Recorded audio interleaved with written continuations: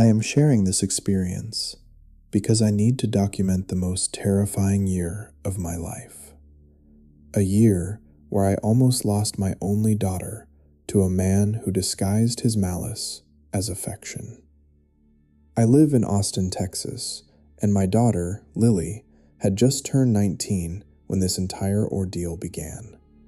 She was a sophomore at the University of Texas, majoring in environmental science, and had always been an incredibly grounded, perceptive young woman. She was living at home with me to save money on rent, working part-time at a local coffee shop on South Congress Avenue to pay for her textbooks and personal expenses. Our relationship had always been built on absolute trust. She shared everything with me, from her academic struggles to her social life. That was until she met Arthur. Arthur was 35 years old, a fact I did not discover until much later. He was a regular customer at the coffee shop where Lily worked. Initially, Lily mentioned him in passing as a polite older man who always tipped well and asked engaging questions about her studies. She described him as a freelance financial consultant who had recently relocated to Austin from Chicago. I thought nothing of it at first, assuming it was just harmless customer interaction. However, within a few weeks, the casual mentions of Arthur became more frequent. Lily informed me that he had offered to help her build a professional resume for her future internships. She expressed admiration for his intelligence and life experience. The shift in Lily's behavior was insidious, happening so gradually that I completely missed the early warning signs. She began changing her wardrobe, swapping her comfortable, age-appropriate clothes for more mature, muted outfits that seemed entirely out of character for her. She started coming home later from her shifts, explaining that she and Arthur had gone out for dinner to discuss her career path. When I expressed mild concern about the age difference and his sudden, deep involvement in her life, Lily became highly defensive. She accused me of being close-minded and insisted that Arthur was merely a mentor who saw her true potential. Within 2 months, the mentorship had evolved into a romantic relationship. Arthur formally introduced himself to me one Sunday afternoon. He arrived at our house impeccably dressed, driving a high-end luxury sedan. He was charming, articulate, and carried an air of intense confidence. Yet, the entire interaction left me with an unshakable feeling of dread. He maintained unwavering eye contact that felt more analytical than friendly. He spoke about Lily not as a partner, but almost as a project he had undertaken. He detailed his plans for her future, completely disregarding the aspirations Lily had held for years. When I tried to steer the conversation toward Lily's current university achievements, he quickly dismissed them, suggesting that traditional education was a waste of time for someone with her raw intelligence, and that he could teach her everything she needed to know about the real world. The isolation process began shortly after that meeting. Lily abruptly quit her job at the coffee shop. She informed me that Arthur had hired her as his personal assistant, paying her double what she was making before. This meant she was spending nearly all of her free time at his high-rise apartment in downtown Austin. Her friends began reaching out to me, expressing concern that Lily was ignoring their messages and canceling plans at the last minute. When I confronted Lily about her disappearing social life, she mechanically repeated what sounded like Arthur's words. She stated that her friends were immature, that they were holding her back, and that Arthur was the only one who truly understood her priorities. The situation escalated drastically during the fall semester. I received an email from the university administration regarding Lily's academic probation. She had stopped attending her classes entirely. I waited for her to come home that evening, panic settling deep in my chest. When she finally walked through the door, Arthur was right behind her. I demanded an explanation about her classes. Lily looked exhausted, her eyes devoid of their usual spark. Before she could answer, Arthur intervened. He calmly stated that they had decided together that the university environment was toxic for Lily's mental health. He claimed that I was putting too much pressure on her and that she needed a break to focus on her personal growth under his guidance. I directed my anger entirely at him, demanding that he leave my house and stop interfering with my daughter's future. Arthur did not raise his voice or show any emotion. He simply looked at Lily and told her that he would not stay where he was disrespected. He walked out to his car, and Lily immediately followed him, packing a small bag and ignoring my pleas for her to stay. She told me I was trying to ruin her happiness, completely blind to the fact that she was the one dismantling her own life. She moved into his apartment that night. For the next 3 months, my contact with Lily was severely restricted. I would text her daily, but her replies were sporadic, formal, and lacked her usual warmth. They read like corporate memos rather than messages from a daughter to her mother. I tried visiting the apartment building, but the concierge informed me that Arthur had explicitly put my name on a do not entry list. The police were of no help, as Lily was a legal adult who had willingly moved in with him. They conducted a standard welfare check at my frantic request, only to report back that Lily appeared fine and had explicitly stated she did not want to speak with me. The absolute lack of control over my daughter's safety drove me to desperation. I hired a private investigator based in Travis County, utilizing most of my savings. I needed to know exactly who Arthur was, because every maternal instinct I had screamed that he was dangerous. The investigator took 2 weeks to compile a background report, and the findings were deeply disturbing. Arthur had not moved from Chicago. He had relocated from Phoenix, Arizona, leaving behind a trail of civil lawsuits and a restraining order from a former fiancé. He was not a financial consultant. He had been involved in several failed multi-level marketing schemes and had a history of preying on young, financially vulnerable women, isolating them, and draining their credit to fund his lifestyle.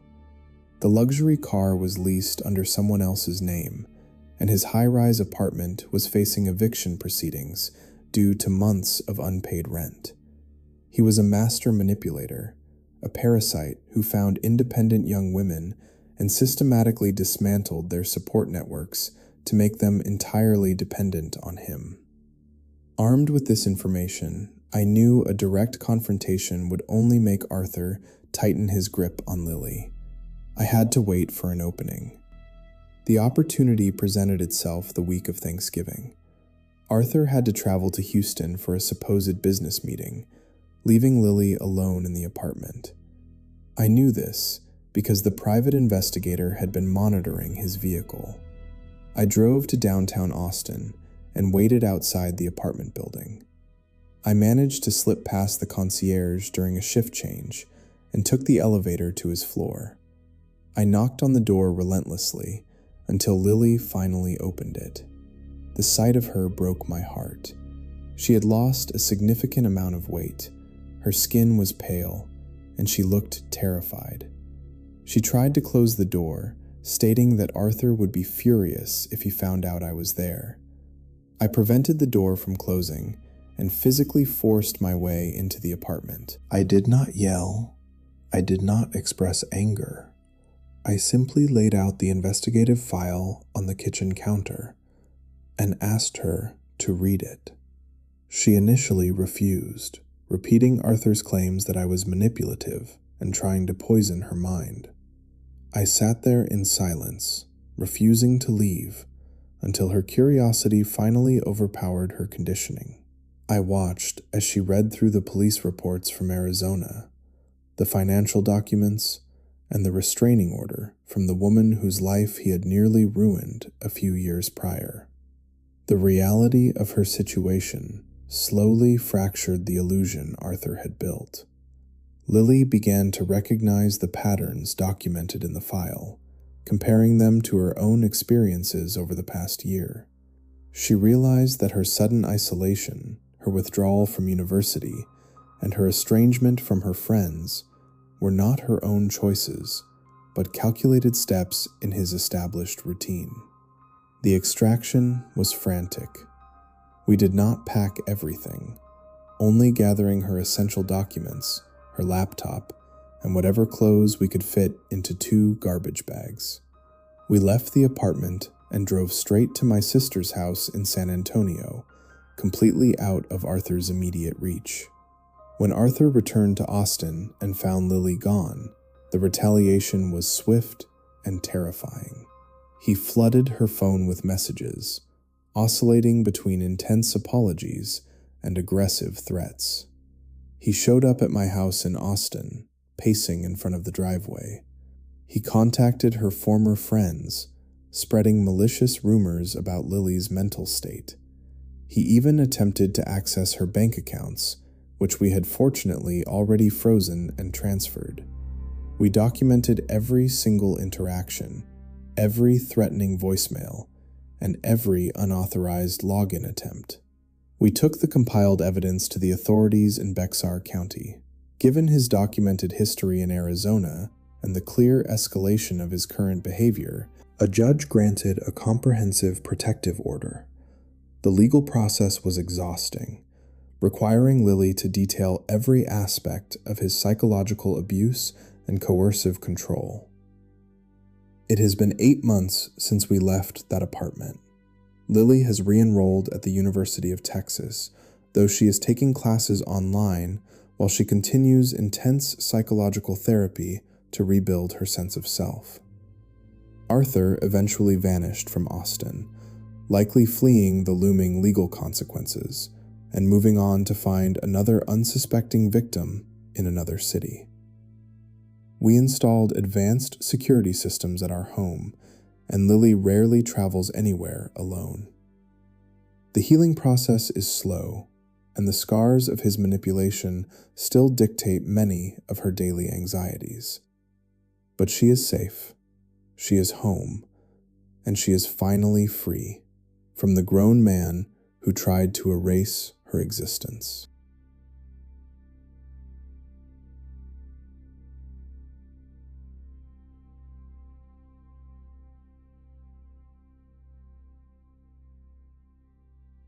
I never imagined that our quiet life in Seattle would be entirely dismantled by a person we barely knew. My husband, Paul, is a deeply methodical and professional man. He has built a solid career in corporate finance, and we have always maintained a clear boundary between his work and our sanctuary at home. It all began in late November, when Paul was given the unexpected task of training a new hire named Frank. Frank was brought in from outside the company to alleviate a backlog in another department. Paul was only supposed to oversee his transition for a few weeks, a temporary assignment that should have faded into memory. At first, Frank seemed like nothing more than an overly eager employee.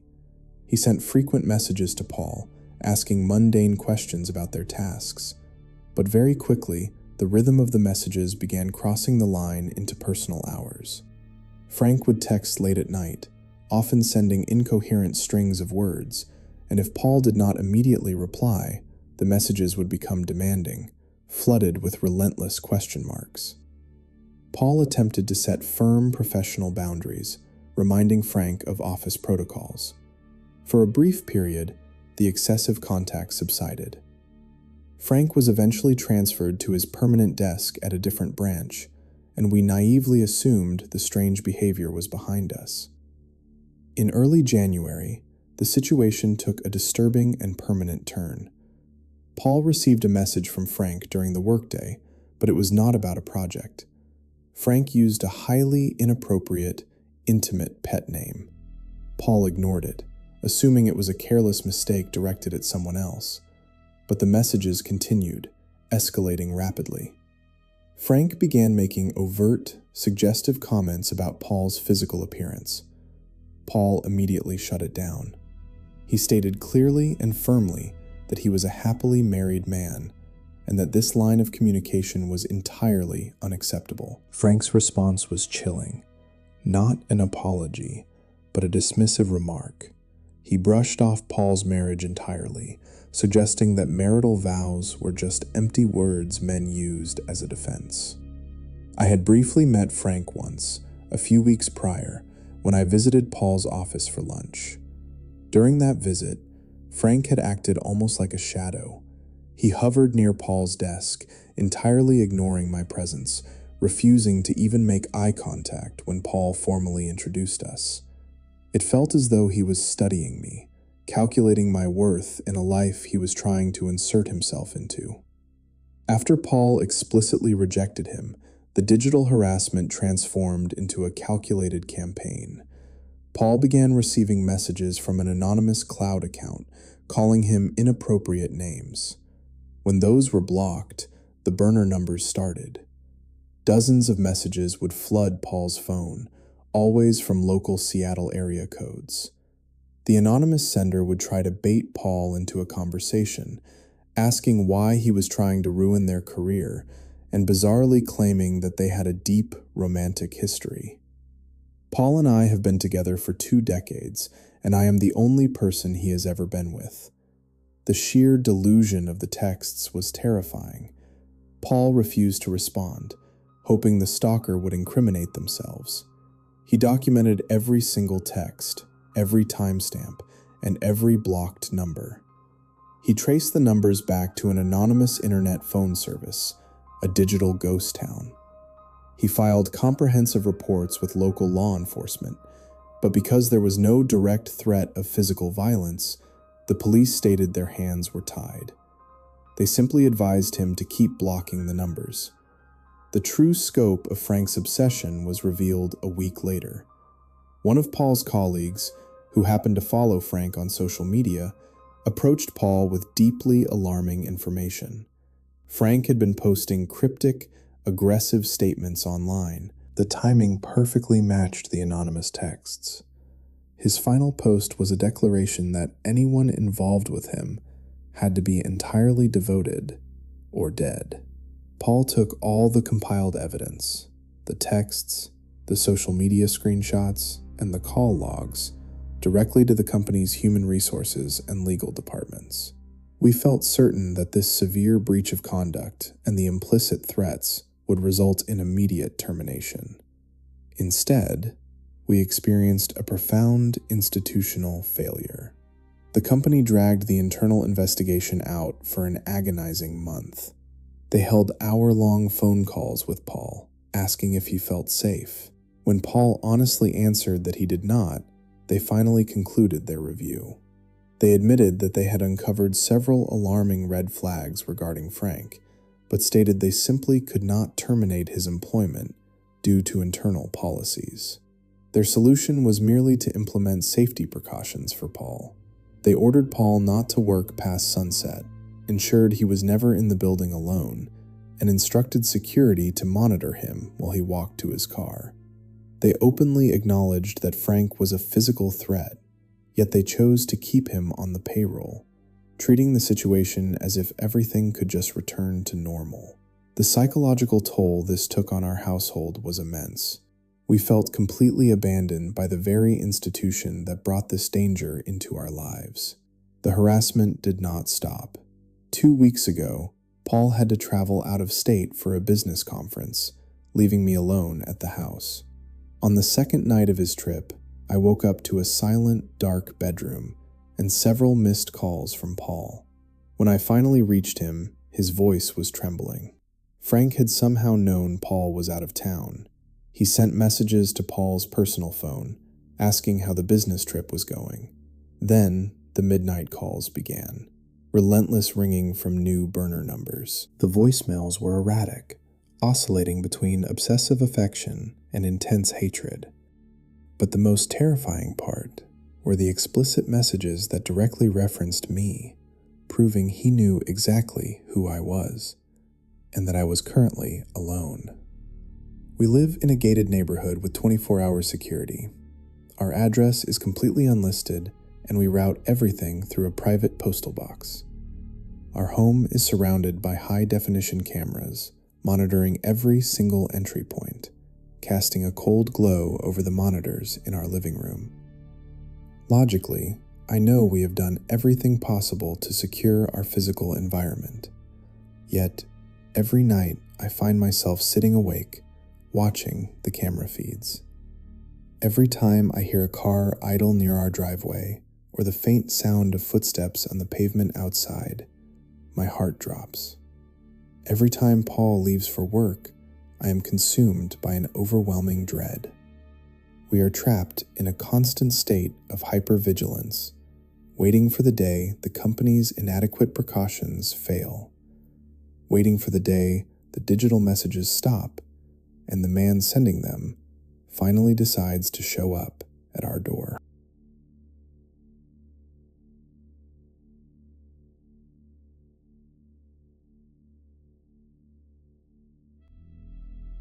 I moved to a semi-rural property on the outskirts of Glenwood Springs, Colorado, seeking a quiet life surrounded by nature. The area is famous for its geothermal activity, and my property happened to have a small, active hot spring in the far backyard. It was a beautiful feature, an in-ground stone tub fed directly by the warm, mineral-rich water. Beyond the hot spring, a small stream flowed across the back edge of the properties on our street. It was a communal lifeline, providing water for the small fruit and vegetable gardens many of us cultivated. My right side neighbor, an easygoing man named Jay, had even built small reflecting pools fed by the stream.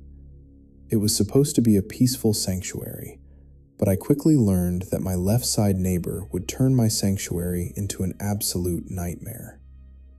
When I closed on the house, the previous owners gave me a very specific and very serious warning about the woman living next door. They described her as a serial litigator, someone who used the threat of lawsuits to bully everyone around her. They told me they had just barely survived a frivolous lawsuit where she tried to claim a portion of their land as her own. They begged me not to engage with her, to keep my distance. I thought they were exaggerating, acting out of bitterness from the legal battle. That was my first mistake.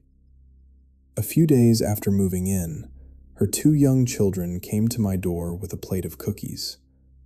They seemed innocent enough, welcoming me to the neighborhood. Wanting to start fresh and be a good neighbor, I invited their family over for a small weekend barbecue. She accepted. The moment she stepped onto my patio, the atmosphere shifted. She did not introduce herself properly, but immediately began listing what she called the rules of the neighborhood. At first, they were standard requests about noise levels and parking, but then she transitioned to the backyard. She stated that children were allowed free reign of the stream across all properties, and that the hot springs were considered communal. I have the only hot spring on the street, so I knew exactly what she was implying. I calmly interrupted her, stating clearly that I was not comfortable with anyone being in my backyard without my express permission. She scoffed, rolling her eyes and claiming that everyone else was fine with it. I held my ground. The barbecue ended shortly after that, and the tension was palpable. I spoke with Jay later that week. He confirmed everything the previous owners had warned me about. He told me she had once sued a local family-owned restaurant into bankruptcy, claiming an allergic reaction to an ingredient they did not even use in their kitchen. She was a master manipulator who used the legal system as a weapon. A week later, the boundaries were tested. I returned from a quick trip to the grocery store and noticed movement in my backyard. I walked around the house and found her 2 children swimming in my hot spring. The heavy wooden cover had been removed, something 2 small children could not have done on their own. I told them they were not allowed there and had to leave immediately.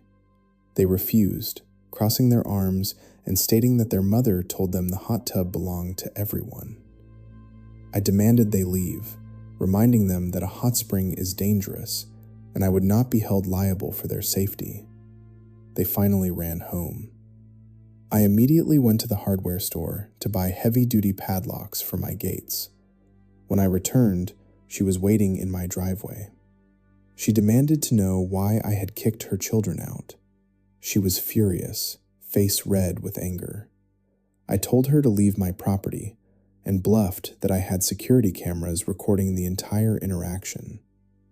She cursed at me, threatening legal action before storming off. I did not actually have cameras, but I ordered several high-definition models that very night.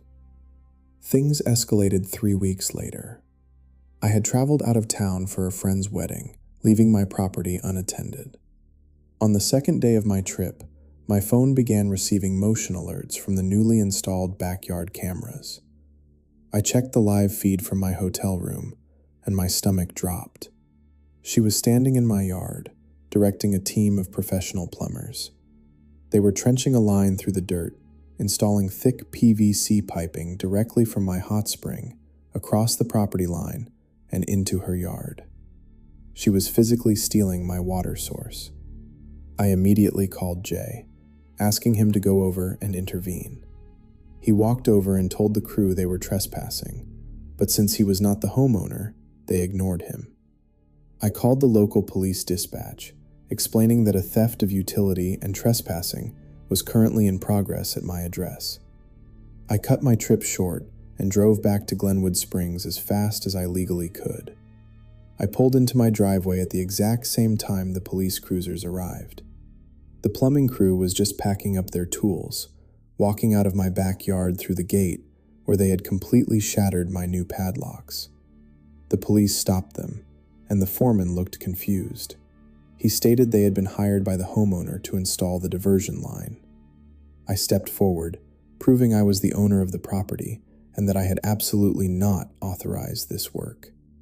I did not wait for the police to finish their questioning. I walked straight to my shed, grabbed a heavy steel crowbar, and marched into the backyard. I began violently tearing the newly installed pipes out of the freshly dug earth. Noticing the disruption, she ran out of her house, leaning over the fence and yelling at the top of her lungs. She accused me of destroying private property, yelling that she was going to sue me for everything I owned. The police walked into the backyard to investigate. She immediately changed her tone, putting on a calm, victimized persona. She told the officers that we had a binding legal contract, an agreement that allowed her to divert the water for a fee of $2 a month. She waved a piece of paper in the air, refusing to actually hand it over to anyone. The police were confused by the civil dispute, but warned me to stop destroying the pipes until the legal matter was settled. I ignored them, ripping up the main connection joint as she continued to yell threats of court dates. I contacted my lawyer the next morning. After reviewing the supposed contract she eventually had to produce, my lawyer laughed. It was a poorly typed document, signed by her and her attorney, with no signature line for me. It was a complete fabrication. She had absolutely no legal standing. I thought the failed pipeline would be the end of it. I spent my evenings sitting in the hot tub, speaking loudly to myself about how wonderfully warm and relaxing the water was, knowing she was seething on the other side of the fence. It was petty, but it felt like a small victory.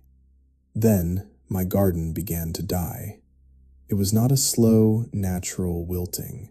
The leaves on my pepper plants turned black and withered almost overnight. The soil smelled sour. One afternoon, while working from my home office, I noticed a strange disturbance on the camera feeds. She was standing at the edge of the communal stream, upstream from my property. She was holding a massive industrial jug, slowly pouring a thick, clear liquid directly into the water. It was flowing straight down into my garden's irrigation channels. She was poisoning the water supply. I ran outside, but she had already retreated indoors. I immediately called Jay. People down the street used that water to fill small swimming pools for their dogs and children. Jay acted quickly, grabbing a large plastic drum from his garage and using rocks and branches to hastily dam the stream before the contaminated water could spread further down the neighborhood. We purchased chemical testing kits from the local hardware store. The results were alarming. The pH level of the water passing through my yard had dropped significantly, creating a highly acidic environment. The dissolved oxygen levels were completely depleted. We suspected she had dumped gallons of concentrated industrial vinegar or a heavy herbicide. A neighbor further down the street, who she was unfortunately still on speaking terms with, later confirmed our suspicions. She had bragged about pouring the acid into the stream, calling it justice for me not allowing her children into the hot spring. I compiled the camera footage, the water test results, and the neighbor's written statement. I did not just go to the police. I contacted the State Environmental Protection Agency. Contaminating a shared waterway is a severe federal and state offense. The authorities did not treat it as a petty neighborhood dispute. 2 days later, multiple official vehicles pulled up to her house. They escorted her out in handcuffs. I sat on my porch with a cup of coffee, watching in silence as she was placed into the back of a cruiser. But the harassment did not entirely stop. She bonded out the next day. That evening, the power to half of my house suddenly cut out. I checked the exterior breaker box, which was located near the property line. She had reached over the fence and physically flipped the main breakers. I decided to stop playing defense. I wanted to annoy her in the most legal, bureaucratic way possible. I took the shattered pieces of the PVC pipe she had installed in my yard. I separated every single joint, every shattered fragment, into individual plastic bags and small cardboard boxes.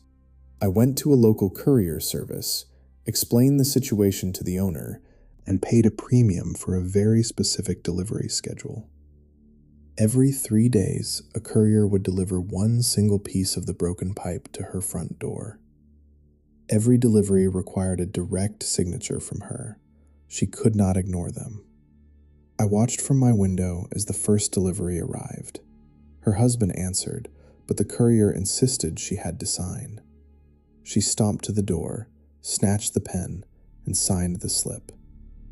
When she opened the small box and found a single, dirty PVC corner joint, her face twisted in absolute fury. She looked up at my house, glaring through the window. The deliveries continued. By the fourth piece of pipe, she snapped. She stormed across the property line, marching up my driveway and pounding on my front door. I did not open it. I stood in the hallway, recording the door with my phone. She was demanding I stop the deliveries, demanding I reconnect the water, making wild accusations. I called the police, informing them that the woman who was out on bail for environmental contamination was currently trying to break down my door. I waited until I saw the red and blue lights flashing through the front windows before I opened the door. As soon as the officers approached, her entire demeanor shifted. She collapsed onto my porch steps, clutching her chest and crying. She began telling the officers a completely fabricated story. She claimed that my hot spring had severely burned her youngest child, that I was luring children into my yard with malicious intent, and that I was harassing a poor, defenseless mother. I simply handed my phone to the officer. The video showed her marching up the driveway, yelling profanities, and trying to force the doorknob. The officer, who had dealt with her environmental arrest days prior, was not amused. They asked her to stand up. They informed her she was trespassing, violating the conditions of her previous release, and filing a false police report. They placed her in handcuffs for the second time that week. I stood on my porch, watching her get driven away once again. The neighborhood is quiet now. The stream is running clear. My new garden is finally taking root, and the hot spring is perfectly warm. She is currently facing a multitude of charges, from utility theft to environmental damage to trespassing and filing false reports. The legal process is slow, and she is trying to fight every single charge, but the evidence is overwhelming. I installed better locks, more cameras, and reinforced the fence line. I am vigilant, but I am no longer afraid. The peace of the mountain air has returned, and I intend to keep it that way.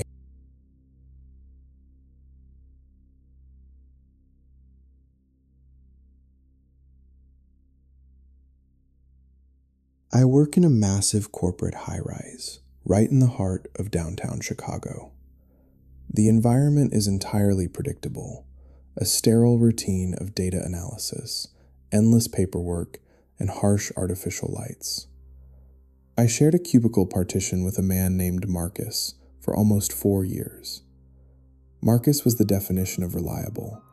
He was in his late 40s, lived alone in a quiet apartment complex near the lake, and possessed an almost mechanical punctuality. He had a very rigid daily routine. Every morning, he arrived at exactly 7:45. He always placed his leather briefcase on the precise right corner of his desk, draped his heavy wool coat over the back of his chair, and went to the break room to make a cup of black coffee. He was not a highly social man, keeping mostly to himself and focusing intensely on his monitors.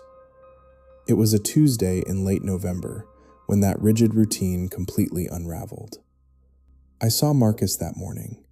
He arrived at his usual time, performed his usual routine, and gave me a polite nod before sitting down to work. Around 10 in the morning, I stood up from my desk to stretch my legs and noticed that his chair was empty. His heavy wool coat was still draped over the back. His briefcase remained in its exact spot on the right corner. His computer monitor was still glowing, displaying a complex spreadsheet he had been actively editing. Next to his keyboard, his ceramic mug was full, still emitting a faint trail of steam. I assumed he had simply gone to the restroom, or perhaps stepped into a sudden meeting with management. I returned to my own tasks, completely unconcerned. By lunchtime, his chair was still empty. The steam had vanished from his coffee, leaving a cold, dark liquid. His computer screen had gone to sleep. A strange, hollow feeling began to settle in my stomach. It was incredibly unlike Marcus to leave his desk disorganized, or to abandon a task midway through without locking his workstation. I walked over to our department manager to ask if Marcus had gone home sick. The manager looked confused, stating that Marcus had not requested any time off and had not notified anyone of an early departure. We assumed he might have felt suddenly ill and rushed out, forgetting his belongings in a panic. The manager decided to lock his computer and wait for him to call in. The call never came. The next morning, Marcus did not show up for work. His coat remained frozen over the chair. His briefcase sat untouched. I found myself constantly glancing over the partition, staring at the eerie stillness of his workspace. Human Resources attempted to contact him, calling his personal cell phone and his emergency contact number. The emergency contact was an estranged brother living in another state, who stated he had not spoken to Marcus in over 5 years. By the third day, the police arrived at our office. The atmosphere in the department shifted from mild concern to heavy, suffocating dread. 2 detectives stood at Marcus's desk, wearing gloves as they carefully examined his belongings. They interviewed me for over an hour. I detailed his exact morning routine, the last moment I saw him, and the precise state of his desk when I noticed he was missing. I could not offer them any logical explanation. He did not seem distressed. He did not act out of the ordinary. The investigation quickly revealed details that made the situation profoundly disturbing. The police checked the building's comprehensive security system. The cameras captured Marcus swiping his badge and entering the front lobby at 7:43 that morning. They captured him taking the elevator to our floor. However, they never captured him leaving. The detectives reviewed every single angle from every camera in the building, covering the lobby, the loading docks, the emergency exits, and the underground parking garage. Marcus never exited the high-rise. He did not take the elevator down. He did not use the stairwells. The building's security logs showed no record of his badge scanning out. The police initiated a full sweep of the entire skyscraper. They searched the utility closets, the mechanical rooms on the roof, the basement levels, and every empty office space. They brought in specialized search teams, working late into the night while the rest of the staff was sent home. They found absolutely nothing. It was as if he had simply dissolved into the stale air of the 14th floor. A week passed, then 2. The company management eventually brought in an empty cardboard box, and a representative from Human Resources coldly packed away his personal items. They took his coat, his briefcase, and the ceramic mug. His desk was wiped completely clean. A new employee was hired to replace him, a young woman who had no idea about the man who had sat in that exact chair just a month prior. The police investigation quietly went cold. His apartment had been checked, revealing nothing but a tidy home waiting for an owner who would never return. There was no unusual financial activity, no hidden debts, no secret relationships. I still work in that same cubicle. The new employee is pleasant, and the daily routine of the office has returned to normal for everyone else. But I cannot shake the intense paranoia that grips me every time I walk into the building. I avoid the stairwells completely. I constantly check my surroundings when I am alone in the break room. Every time I see a coat draped over a chair or a steaming cup of coffee left unattended, my heart drops. I am haunted by the absolute lack of closure. The authorities possess no theories. The building management refuses to discuss it. A man simply ceased to exist in the middle of a crowded, heavily monitored corporate building. He vanished without taking a single step toward an exit, leaving behind a life that was abruptly and permanently paused. And every day, I have to sit mere inches away from the exact spot where the laws of reality seemingly stopped applying to Marcus.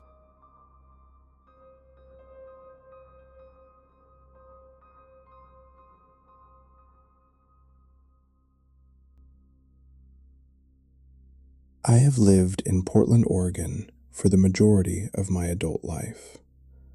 It is a city that prides itself on its profound connection to nature, a place where dense, ancient forests seamlessly blend into urban neighborhoods. We are a community defined by our green spaces, our winding hiking trails, and most importantly, our deep, almost familial devotion to our dogs. In this city, dogs are not merely pets. They are constant companions, accompanying us to coffee shops, riding alongside us in our vehicles, and exploring the countless acres of public parks that dot the landscape. For 5 years, my entire world has revolved around a golden retriever named Barnaby. He is a creature of pure, unfiltered innocence. His mornings are dictated by the anticipation of our daily walks through Forest Park, a massive expanse of wooded trails that stretches across the western edge of the city. We had a comfortable, unbreakable routine. The trails were our sanctuary, a place to escape the noise of the city and breathe in the damp, pine-scented air. I knew every route, every bend in the path, and every fellow dog owner who frequented our usual route. It was an environment built entirely on unspoken trust and shared appreciation for the quiet moments of the morning. I never could have anticipated that someone would intentionally weaponize that exact environment, turning our sanctuary into an invisible minefield. The nightmare did not begin with a grand, terrifying event. It seeped into our community slowly, like a toxin spreading through groundwater. It started in late November, when the heavy autumn rains had turned the fallen leaves into a thick, decaying carpet. I was scrolling through a local neighborhood watch application on my phone, casually checking for road closures or weather updates. Instead, I found a post that made my blood run completely cold. A woman living 3 blocks away had posted a frantic warning. She had been walking her terrier near the edge of a small neighborhood playground. Her dog had excitedly pulled toward a cluster of bushes, sniffing out what appeared to be a discarded piece of food. When she pulled the object away from her dog's mouth, she realized it was not accidental litter. It was a thick piece of raw hot dog meat. Embedded deeply inside the center of the meat, completely hidden from plain sight, was a rusted industrial razor blade. My initial reaction was a mixture of profound disgust and heavy skepticism.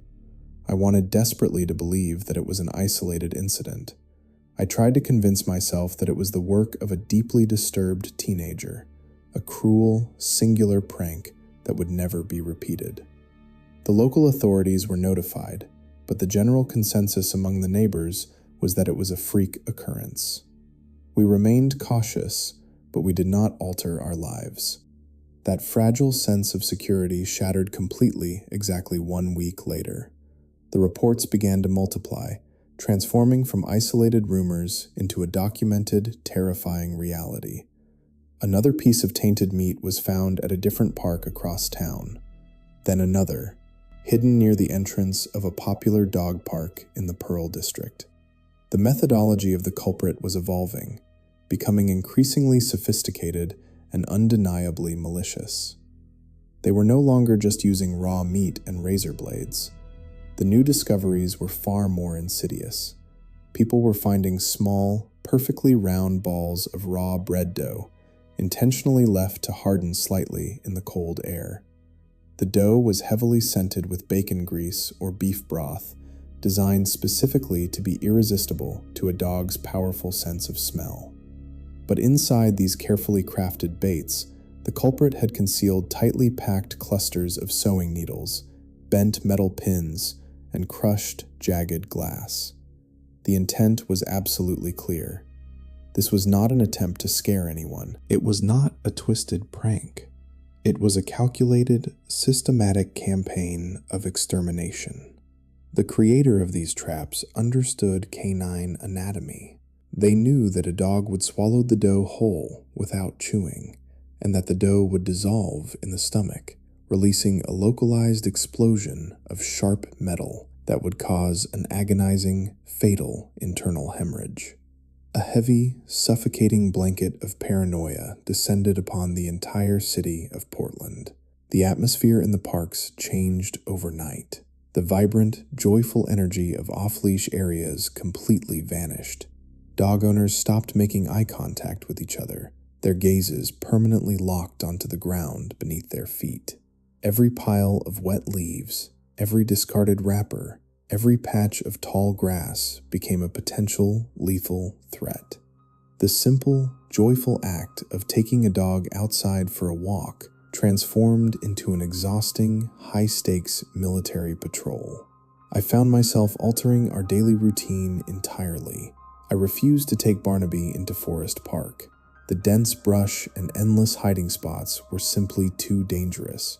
Instead, we walked strictly on the concrete sidewalks, avoiding the grassy strips between the street and the pavement. I kept him on a very short, restrictive leash, forcing him to walk exactly by my side.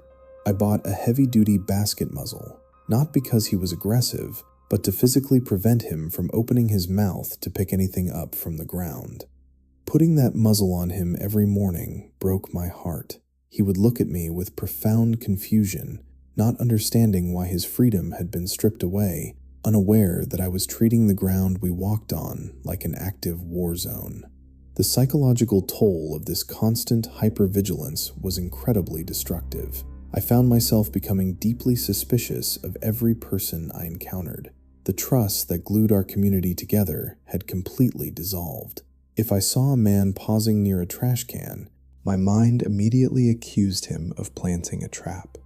If an elderly woman sat alone on a park bench, feeding the pigeons, I watched her hands with intense, unblinking scrutiny.